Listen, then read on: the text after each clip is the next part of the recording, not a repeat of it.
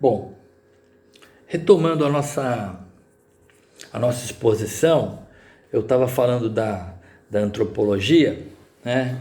Então, só reintroduzindo, né, a questão da antropologia. Anteriormente eu tinha falado da ciência política, e só relembrando que eu estou falando das ciências sociais e, digamos assim, das três vertentes aí fundamentais: ciência política, antropologia e sociologia. Eu havia falado da ciência política, agora retomo a antropologia, né? Então, como eu falei, você tem antropologia física, antropologia cultural, evolucionista, estrutural. Bem importante a gente entender, né, essas divisões da antropologia. Agora, como é que se dá a sua construção? Tá? A antropologia, enquanto campo de estudo, né, ela é nova. Porém, autores e obras que são sistematizados por esse campo de estudo já existem há muito tempo. Então, muito natural você ver os filósofos da antiguidade, da Idade Medieval, enfim, da Idade Moderna, se debruçarem, né, para olhar elementos, digamos assim, relativos, específicos a cada homem, a cada grupo humano, de acordo com a sua coletividade, de acordo com a sua posição, né? Então você vai ver que existe essa preocupação. Na era moderna, depois que você teve os descobrimentos, por exemplo, você vai ter os cronistas, né? Os viajantes que fazem relatos, descrições, comentam suas experiências com os povos, né? Os povos, digamos assim, naturais, nativos de vários lugares do mundo, do Novo Mundo, por exemplo, né? A gente tem dois casos, né, ligados aqui à cidade de Santos, por exemplo, um é o Hans Staden e o outro é o Anthony Kinnivet, né?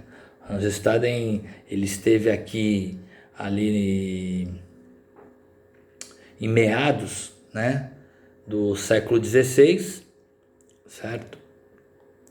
Ele chegou a trabalhar lá no forte, lá em Bertioga, tá? Ali ele foi capturado pelos Tupinambás e passou um tempo enorme com eles lá. E escreveu um livro, né?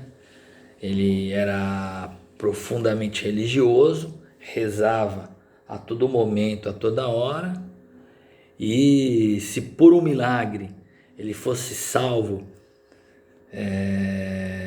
daqueles canibais, né, que a toda hora, a todo momento comiam carne humana, ele escreveria um livro justamente para registrar esse milagre.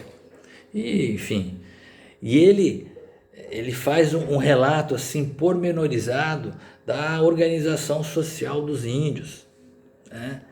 Ele faz um relato de como que é um ritual para você poder executar um inimigo para depois comer sua carne, né? Inclusive, ele não só faz o relato, mas também ele faz os desenhos, ele faz as gravuras. Então, esse tipo de material, né, acaba servindo para você tirar as primeiras impressões acerca, né, dos tupinambás, sobretudo esses tupinambás que viviam, né, na costa litorânea entre São Paulo, o estado de São Paulo, e o estado do Rio de Janeiro. Outro autor bastante interessante, né, na verdade não é um autor assim no sentido de escrever, né, como escrevem os autores hoje para fazer um livro de teoria, né? Um cronista, né, uma pessoa que veio aqui e relatou suas experiências. É o Anthony Kinnivet, né, um inglês que esteve aqui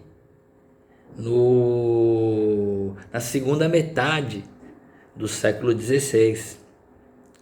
Ele veio para cá juntamente com o Thomas Cavendish, né? Um pirata que adentrou, né, ali por volta de 1580, mais ou menos, adentrou ali pelo canal de Bertioga, né, contornou a ilha do Guarujá, e numa noite de Natal ele tomou a Vila de Santos, né, e aprisionou o comandante Brás Cubas. E os seus piratas, né, por ordem dele, destruíram, né, uns 5 ou 6 engenhos de cana-de-açúcar, né, nas vilas de Santos e São Vicente. Né.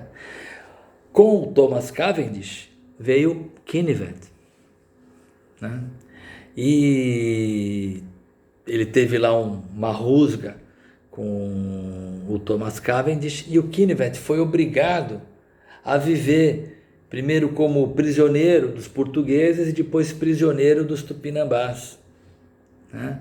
E ele descreve os portugueses como selvagens e os tupinambás como civilizados. Então essas experiências, né, desses cronistas, desses viajantes, são, digamos assim, o material, né, que permite, né, os antropólogos tomarem uma ciência de como que era, né, as populações indígenas que viviam aqui no Brasil antes, né, do século XVIII, antes do século XVI, enfim, né, antes do século XVII, né, porque já não adianta você tentar estudar essas populações agora, né? Uma forma de você entender a historicidade desses povos é justamente verificar o testemunho desses cronistas, né? Então isso na fase moderna, bem interessante, inclusive tanto no caso do Hans Staden, né, como no caso do Kinnivet, né, você tem, o primeiro, você tem um filme, uma ficção, né, que vale a pena ver, chamada Hans Staden, e o segundo tem um documentário, né? Os dois têm os livros, né, em língua portuguesa, inclusive bem interessantes, tá? Bom, aí na fase contemporânea, no século XIX, você tem a ascensão da ideia de ciência, né? A tentativa de você medir, de você categorizar, né? E como eu falei, todos os campos de conhecimento desejam ser ciência, certo? Não tem exceção a essa regra, né? Você vai ter a ideia do evolucionismo, a partir da publicação do livro do Charles Darwin, por exemplo, A Origem das Espécies, vai ter uma teoria de evolução ali, né? E dentro dessa circunstância aí você vai ter a tal da antropologia física, né? Que tinha por técnica, por método, a antropometria, que é a mensuração de certos órgãos humanos, né? No caso, você pode medir o diâmetro dos crânios, né, para você atestar a evolução de certos grupos, né? O crânio maior significa capacidade de pensar maior, né? Pensavam, né, esses antropólogos, né? Uma forma de você falar quem são os civilizados, quem são os bárbaros, né? Até quem dizia, né, que o homem da Idade Média tinha uma cabeça menor, né, em termos de volume, né, menor do que a cabeça do homem do mundo contemporâneo, enfim, vem dessas visões aí, né? Medir a cabeça do homem de origem europeia, o homem de origem asiática, o homem que tem, enfim, certos traços físicos de uma forma ou de outra, para você começar a estabelecer um tipo de categoria e diferenciar e tentar dizer o comportamento dessas pessoas, tá? Inclusive hoje ainda você tem, né, na criminologia, né, a assunção de que certas características físicas, certo? Faciais, do crânio, indicam, né, algumas tendências, né, ao crime, por exemplo. Tem vários estudos sobre isso. As disciplinas de criminologia são repletas desses assuntos, desses exemplos, inclusive há filmes sobre isso. Enfim, evidentemente, essa antropologia, né, antropologia física, ela está mergulhada nessa noção de ciência, está mergulhada nessa noção de evolução próprias do século XIX, certo? Hoje já não se pensa mais assim. Tá? No século XX, você tem uma antropologia, enfim, estrutural, né? Desenvolvido por um francês, né, o Claude Lévi-Strauss, extremamente importante. A gente vai ter oportunidade de comentar um pouco, né, os seus efeitos, porque tem muito a ver com a linguística, né? A estrutura da língua como um tipo de estrutura de poder, né? Além disso, você também tem a antropologia cultural, onde vai reconhecer a diversidade cultural, e aqui sempre vale, né, a distinção e a comparação que você faz com cultura e civilização. Cultura, segundo Norbert Elias, é um termo de origem alemã. Já a civilização é um termo de origem francesa, e aí você tem dois choques, né? Uma tendência civilizatória para uns e uma tendência de defesa das culturas para outros, tá? Então, a antropologia é uma ciência bem interessante com relação a esses aspectos e a necessidade de você reconhecer grupos diferentes com historicidades diferentes. E assim como tem método na política para você fazer o seu estudo, como você tem um método na sociologia para você fazer seu estudo, você também tem um método na antropologia, né? Comumente, usualmente chamado de observação participante, porque você tem que se inserir na comunidade, você tem que produzir um diário, você tem que conversar regularmente com determinado grupo de pessoas, tá? Tem todo um formato para você fazer, tá? Então, esses são os elementos mais assim interessantes acerca da antropologia, né? E aí você tem os temas que você pode estudar, né?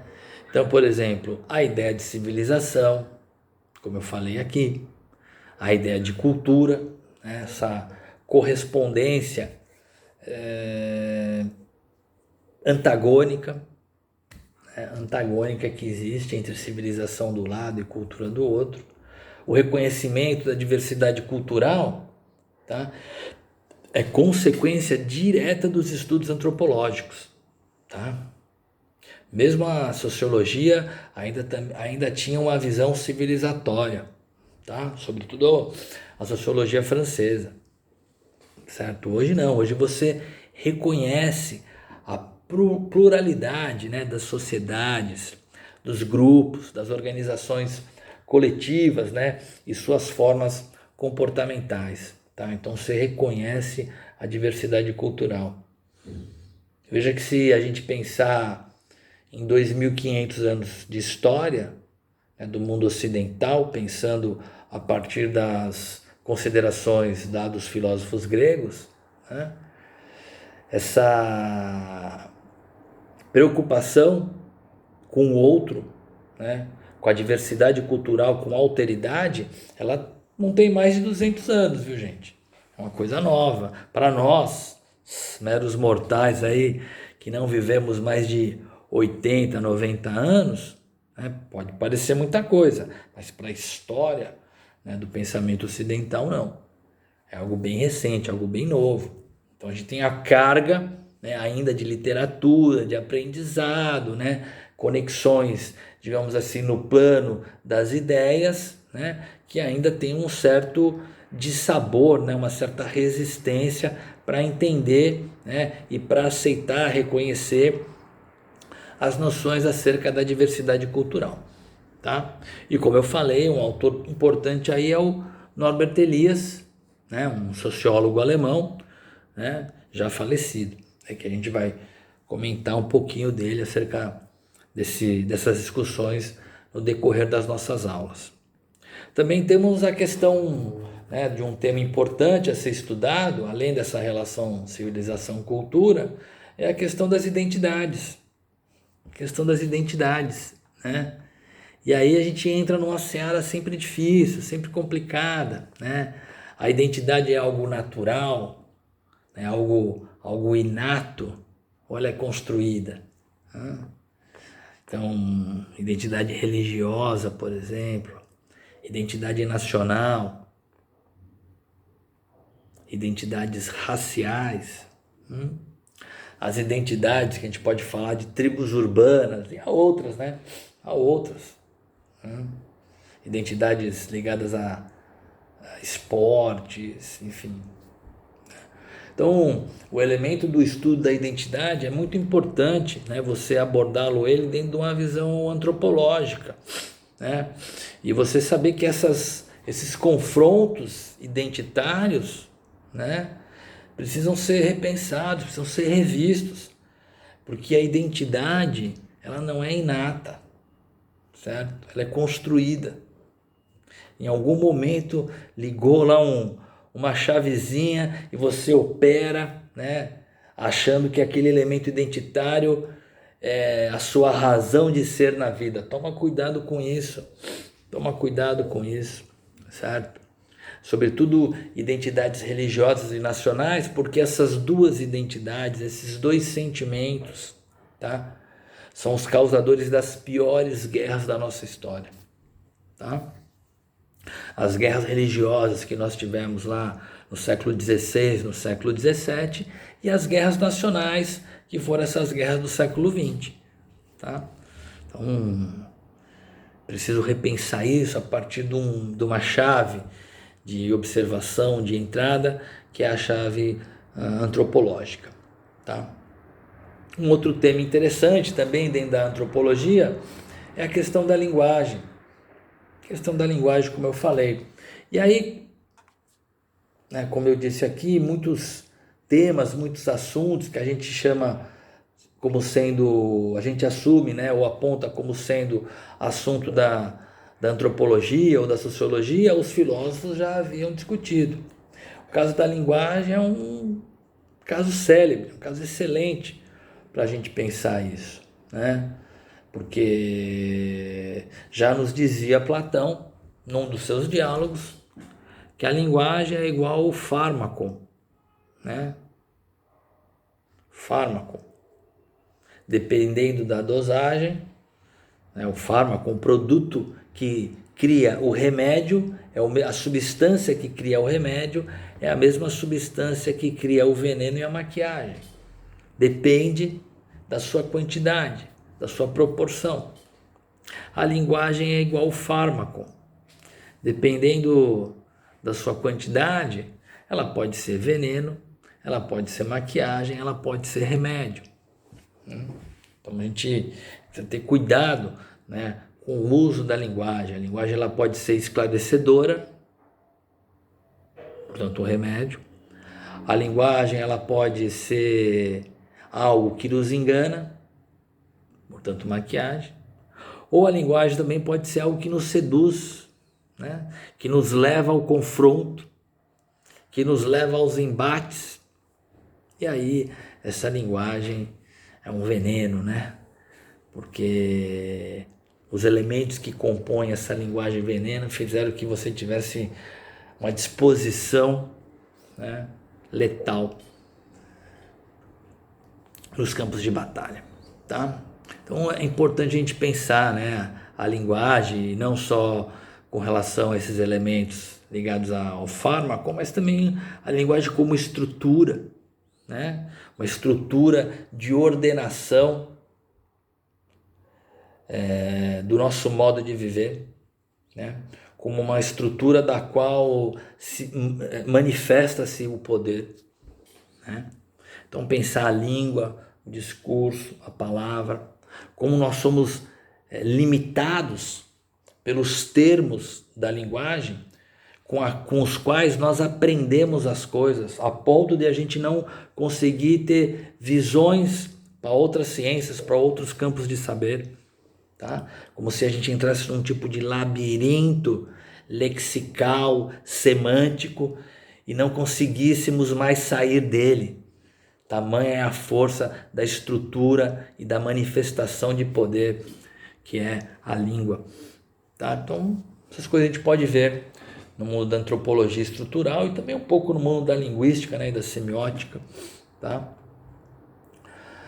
E aí, o terceiro elemento que compõe as ciências sociais, né, é a sociologia. É a sociologia, né?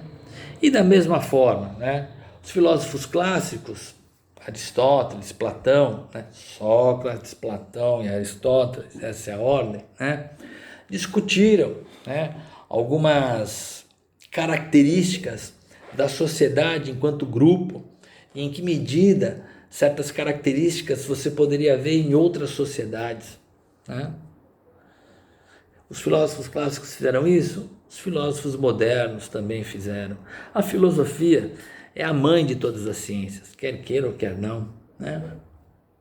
Então, Locke fez isso, John Locke fez isso, Montesquieu fez isso também. E há outros, né? Há outros mais próximos, e aí eu vou enumerando alguns e dizendo para vocês quais a gente vai estudar propriamente.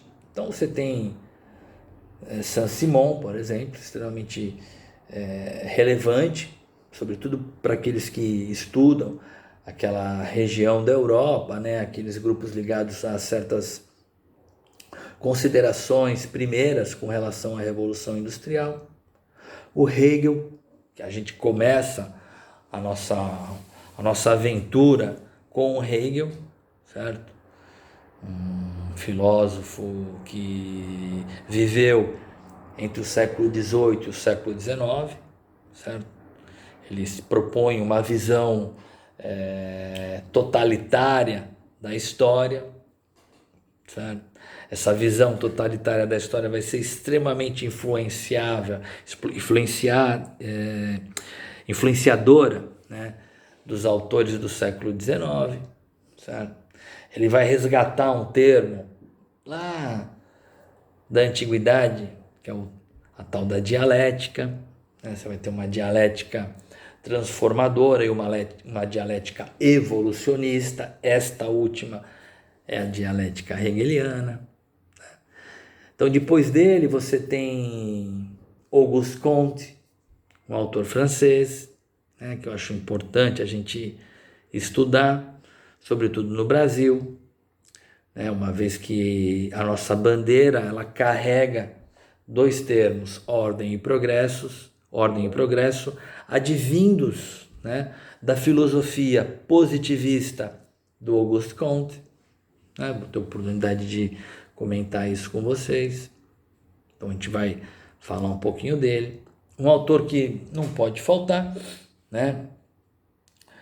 E aí é sempre objeto, né, de questionamento, enfim, falam mil coisas, mas ele está em todos os livros, né, que é o Karl Marx. Ele está em livro de sociologia, ele está em livro de economia, ele está em livro de filosofia, ele está em livro de ciência política, né? É um autor extremamente importante, né, e a gente vai estudar, e aí eu vou procurar trabalhar com vocês, né,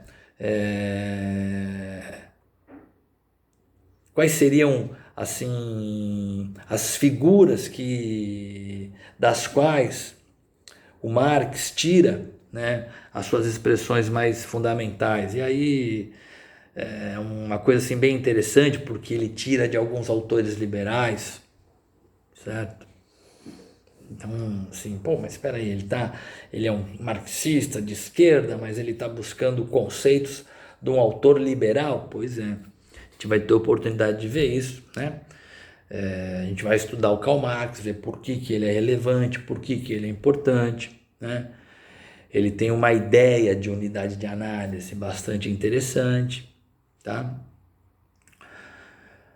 Além do Karl Marx, você também tem no século XIX, né, guardando a ordem, né, o Herbert Spencer, mas a gente não vai estudar esse autor, né?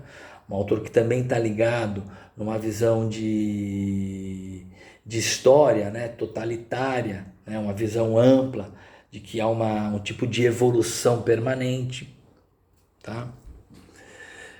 Assim, a gente vai comentar essa visão, né, de filosofia total da história porque ela é muito importante no século XIX e ela influencia em grande medida esses autores.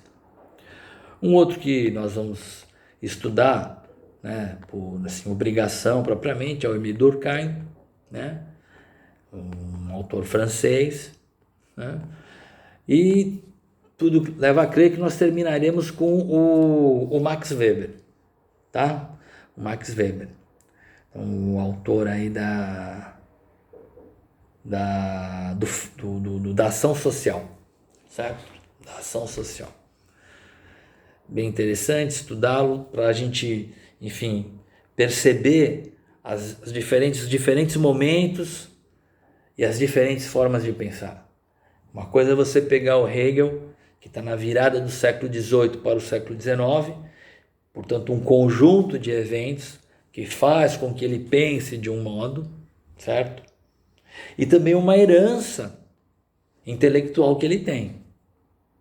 Aí você pega um outro autor, 100 anos depois, na virada do século XIX para o século XX, também alemão, que vai presenciar, né, um outro conjunto de eventos, correto? Vai ter também uma tradição intelectual diferente, né? Vai entender o alto e o baixo que foi o século XIX, e aí ele vai ter uma visão, digamos, mais realista, mais pragmática do mundo em que ele está vivendo, né?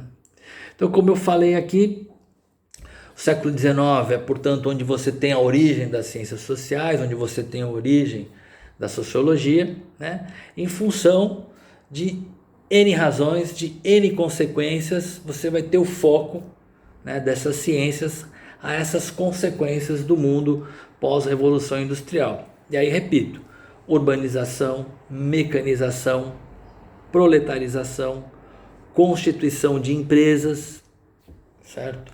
Trocas comerciais, pauperização de certos segmentos sociais. Com isso você vai ter crises, certo? Das coletividades, as quais também serão objetos, né, das ciências sociais. Vou parando por aqui e já abro para interação e aí nos vemos. Até logo.